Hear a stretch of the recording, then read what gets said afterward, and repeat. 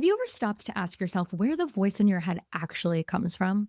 The one that tells you you are not smart enough. You are not interesting enough. You are not capable of building the life that you want. Because in psychology, there's something called a core belief, a deeply ingrained idea about who you are that quietly shapes every decision that you make in your life. And the wild part, most of us are living our lives based on these core beliefs that we formed as kids. That might not even be true. I can actually tell you with confidence, most of them are not true. Welcome to Get Messy, the mindset space to help creatives build sustainable and successful careers while not losing their sanity. I'm Maddie, a professional performer for over a decade, and I'm currently in grad school to become a therapist. I'm your friend who's not afraid to dig deeper, and I will never BS you about what it takes to actually stay in the game. In this episode, I realized one of my core beliefs that's been quietly running my life and how it's been keeping me small and keeping me away from living the life that I want to be living. I just mentioned I'm in grad school for clinical mental health counseling to become a therapist, and we are learning about all of the different theories and techniques of counseling. And one of the theories, probably one of the most popular theories, is called cognitive behavioral therapy, or CBT. It is a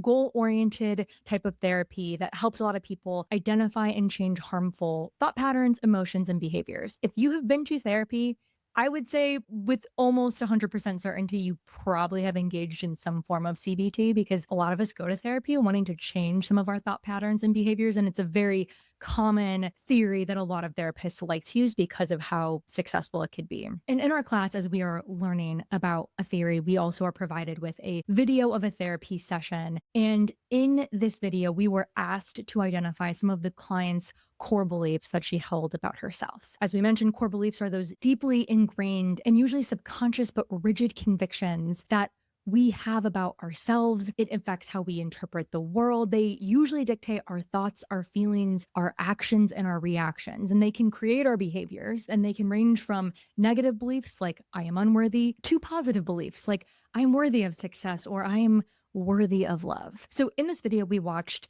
the client had a core belief that she wasn't enough. And this belief trickled into every area of her life. She didn't feel like she was good enough at her job, and that her coworkers would be able to tell that she felt like she was a fraud. So she wouldn't engage with them, and she made no attempt to be friendly. By the time she got home from work, she was exhausted, and she felt like she wasn't a good enough wife because she wasn't able to be present for her partner, which made her kind of retreat into a cave of loneliness rather than even try or attempt to connect to her husband. She was a caretaker for her mom and felt like she wasn't enough if she was too tired once she got home from work to cook a homemade meal, and would order takeout instead. So she felt like she was failing as a caretaker to her mom. She didn't feel like she was a good enough mom to her adult children because she felt like even though they are autonomous adults, they still depended too much on her, and that she kind of liked the fact that they depended on her still. She was still very much the captain of a ship she knew she should no longer be steering. This core belief of not being enough was the most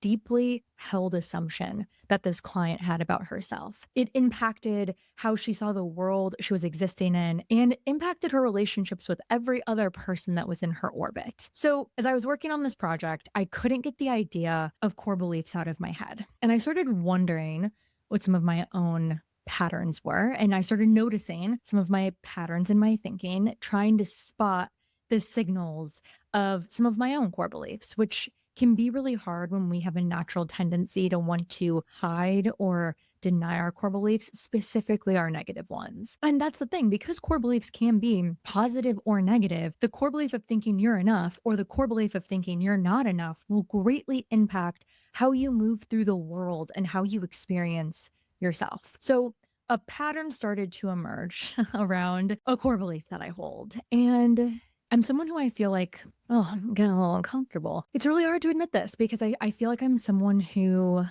really tries to always celebrate in the ways that I've grown and really work on the things that I want to improve in my life. And I'm someone who wants to be present and self-aware. And I have certain things in my life that try to help me in those areas of my life. And so I also think it was hard to admit this because when I started seeing the patterns in these thoughts and realizing, oh shit, this is a core belief that I hold, I felt bad for myself. I felt bad that I believed this about myself and I was letting it dictate decisions that I was making in my life or behaviors that I was having. So it felt vulnerable to start noticing it and then to kind of declare it. And it feels vulnerable to declare it here. But I always remind myself the good thing is core beliefs can change. So I am not stuck in this iteration of this core belief that I hold. So to give a little bit of backstory, I used to create a ton of projects, specifically filmmaking projects. I've been an actor for most of my life. I've been a voiceover artist. I've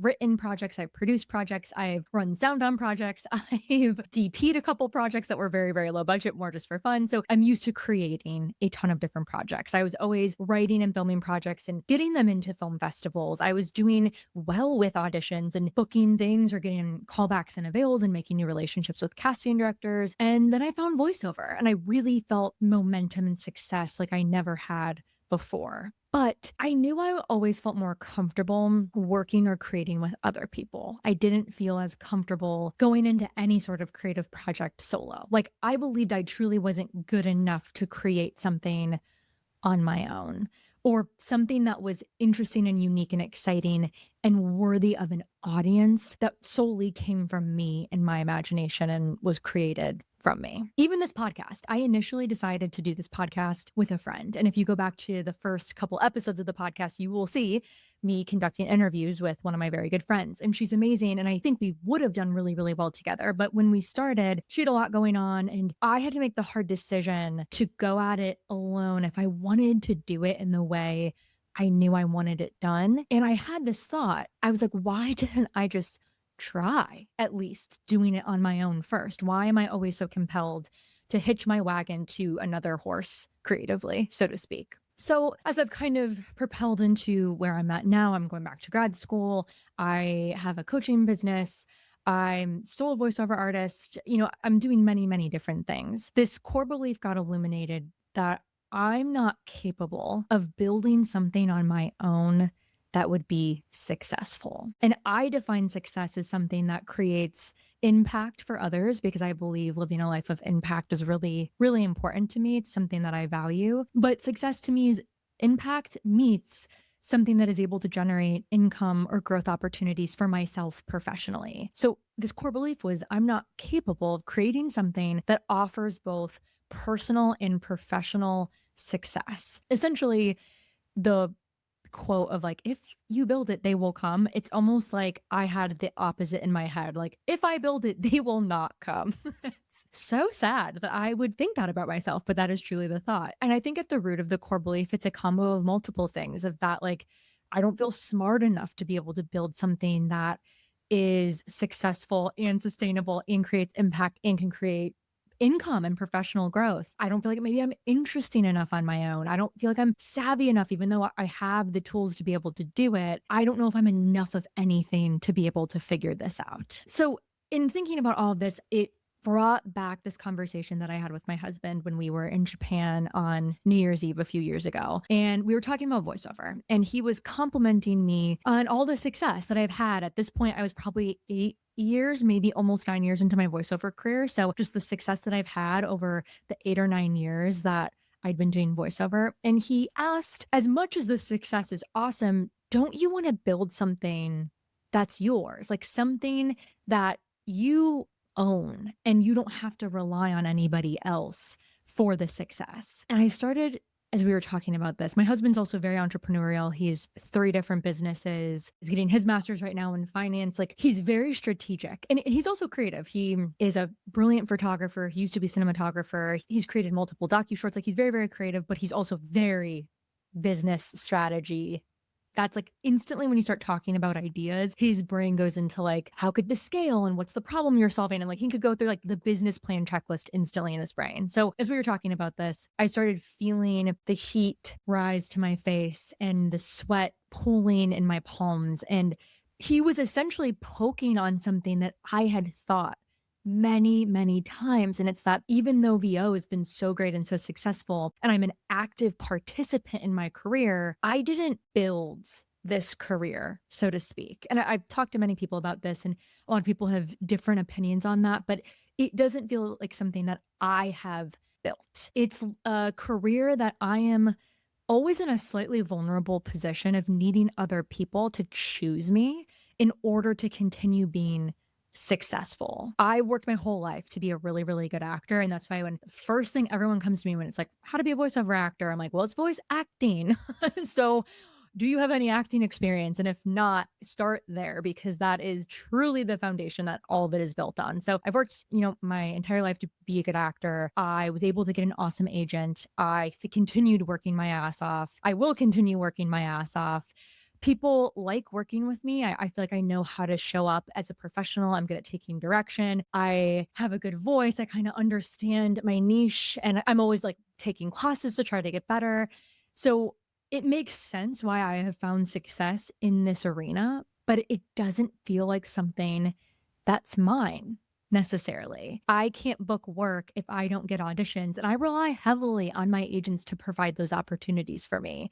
I know that there's direct marketing and it's keeping up with relationships, and all of that is great, and that is a part of it. But the majority of my income comes from me booking an audition I get from my agents. And there's just so many opportunities within that scenario for it to not be a win. And I'm so well versed in that. I'm so aware of that. That doesn't bother me or scare me at this point. I just know that's the reality of being a voiceover artist in 2026 in the state of the industry. The career of being a voiceover artist, it wasn't something that I conjured up from like the depths of my heart and decided to share it with the world. And that doesn't mean that my success in this arena isn't valuable or meaningful, but waves of success go high and low year by year. And I feel the shift every single time when they happen, both personally and professionally. And my income feels it. Let me tell you that. So in kind of thinking about this, it was this thought of like, okay,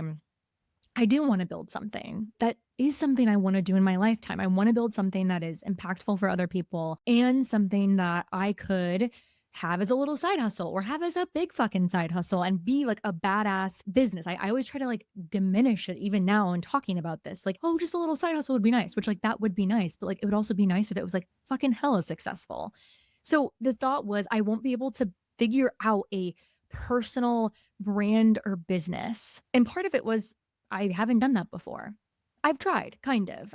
I'm being honest with myself. My past attempts, I didn't really try as hard as I could have. I went in, but I didn't go all in. I didn't double down or triple down. And I know from going all in on things what it looks like to double down. And I can honestly say that in my past attempt, I did not do that. And so, in starting to assess all of this crazy info that was swirling through my brain, what's funny is like these negative core beliefs that I have of not feeling like I could build something that's of impact for others and successful for myself as a business. It almost is like initially these positive core beliefs started getting spewed out of like, well, you are really, really good when someone else leads. Like you do collaborate really well with other people. You're really great at executing, and maybe you are better at that than building something. So I was almost trying to like justify why this negative core belief was okay by highlighting some of the other strengths, I guess, that I have that I know about myself. But these beliefs disguise themselves as like a really self aware thought of how I know myself and know my strengths and my weaknesses. But damn, those beliefs are a cage that are keeping me really, really small and safe and not letting me go full force into dismantling this core belief that is silently running my entire life. So that's the thing with core beliefs is we typically have no evidence that they're true. There's no truth or reality to them. Even when I think of my core belief about not being able to build a successful business or a successful brand, I never done it before. So how would I even know? Or when I have attempted in small ways with the side hustles, I can even admit to myself that I wasn't all in. I didn't give it my all. I didn't double down. I even have the awareness around that I didn't try as hard as I could have, which I can change moving forward in my new attempt. There is no evidence that this core belief has any validity to it. And the worst part of core beliefs is they have an extremely high level of impact, which means there's a high consequence to believing them. One of my first adult doctors in Chicago was this very quirky lady with like thick glasses and crazy hair. And she did stand up in Chicago with her son, who was also a doctor, which I obviously did not see it because I was under 18. So I would have paid good money to see her do this. But she told me Every decision we make has a consequence. Whether it's good or bad is up to you. I can't believe I still remember. I literally can remember her face saying that to me. Every decision you make in your life has a consequence. Whether it's good or bad is up to you. Same with core beliefs. If you have a positive core belief, like I am worthy of love, there's a really positive consequence attached to that belief. How you carry yourself through life with that belief will attract something beautiful. I just got chills that I even said that because, like, can you imagine walking through life with that energy of like, I'm worthy of love? Like, fuck yes, you are. God, the energy that that will attract back to you is so powerful. And if your core belief is, I am unworthy of love, there's a horrible consequence attached to that core belief. The consequence of the core belief could be you not living the life you want to, the life you're meant to. It could instead be you living a life that doesn't embody who you really are, and it's just who you are on autopilot. Because nothing matters more than our core beliefs. They are the root cause of so many of our problems, including our automatic negative thoughts. So I challenge you to start taking stock of your thoughts. Try to start catching yourself when you feel a negative or positive thought come up. Write them down. I have a notes app on my phone that I take stock of what I'm thinking, like the specific verbiage of what that thought is coming up in my brain and what was happening as this thought came up? Was there a catalyst for this thought? Where was I? What happened right before? And this could be good or bad thoughts. I start trying to detect the patterns and themes in my thoughts and why they're coming up and what they're specifically trying to deliver as a message to me. This will allow you to have an awareness around what core beliefs you might hold and understand where they come from. Also, psychologist Judith Beck said the main categories of negative core beliefs about ourselves are usually helplessness, unlovability, and worthlessness. So if you're specifically, and I really want to challenge you to look at both the positive and the negative core beliefs because they both are equally as impactful for the life that you are currently living. The positive core beliefs, we don't have to change. We could keep on like doubling down on those positive core beliefs because they are positively impacting who we are and the way that we're viewing the world and the decisions that we're making. It's the negative core beliefs that we have to change. So for some patterns or themes, when you're looking at negative core beliefs, look at helplessness, unlovability, and worthlessness. Know that these core beliefs are maintained when we focus on information that confirms them, which our brains are wired to look for information to confirm what it is that we're thinking. And these core beliefs get maintained when we ignore evidence that contradicts them. So the first step is to start taking stock of your thought patterns. Challenging the thoughts is the next step. So again, what evidence do I have? This is the key to start reducing the effect of the thought, which will slowly start dismantling this core belief. You can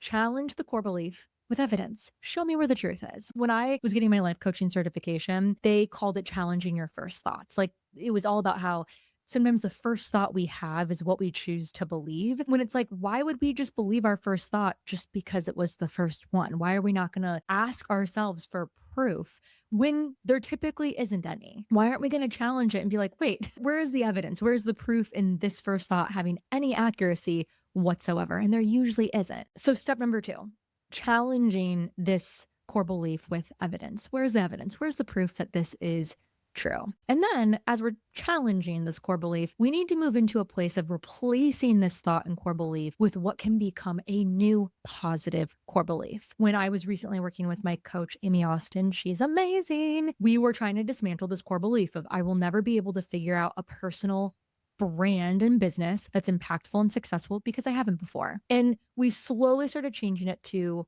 I will use my voice for impact. I'm capable of using my voice for impact because that kind of felt like the good first step. So now how do I back up this new belief? By dipping into my strengths. What do I know about myself to be true? I know I show up for myself. I know I've completed many projects before. I'm resilient. I have tenacity and take action after the things that I want. I have been told that I've impacted people from doing this podcast or from the coaching clients that I have or from other creators I've worked with on different projects. So I look back at the projects that I've seen through, the ones that have been successful and the ones that haven't, where I've learned a lot. And I remind myself of the strengths that I already have inside of me. And then we redefine this belief now that we're kind of like really moving into like, okay, there's no evidence of that being true. There's no evidence of the fact that I can't build a business of impact that's also successful for myself professionally to make income. Now I redefine the belief. I'm capable of building a unique to me brand that's a vessel for opportunities and impact. Kind of going through all those iterations takes time. But now I have an awareness around this core belief. I can spot it easier when it creeps up, and I'm able to quickly ask for evidence of it being true and then replace it with what I want my new core belief to be. And the reason I know it's already working is because I'm right here, right now, talking to you about this, which I would have probably been too scared to do 2 months ago. But can you imagine what life I'm defining for myself if I hold on to my negative core belief of never being capable of building something I'm proud of that's impactful and successful versus the life I'm building by adopting this new core belief? Disputing our core beliefs allows us to take ownership of our thoughts, our feelings, our behaviors, rather than us being a victim to them. You deserve to live the life that you want. You deserve to want big things and to boldly go after these big things. You deserve to not be in pain from your thoughts or from these thoughts making you not take the actions you want or creating behaviors that you know are not helping you move towards building the life that you want. You deserve to feel fucking fantastic, but it's up to you and you alone to make this happen. Your life is your personal responsibility. My life is my personal responsibility. And I know you can, you will, and you already are making it an amazing one. So please, for the love of God, start searching for these negative core beliefs. Pat yourself on the back when there's a positive core belief, but start searching for these negative core beliefs. Start actively combating them and asking them for the proof and the evidence, and then start replacing them with a positive core belief so that you could live the life that you are meant to lead. I'm rooting for you today and always. You're the real hero if you've made it this far. Thanks so much for hanging out today, and check out the show notes for any resources or cool info mentioned in today's episode, or places to follow along if you want to hang out some more. I'm rooting for you today and always. Stay messy.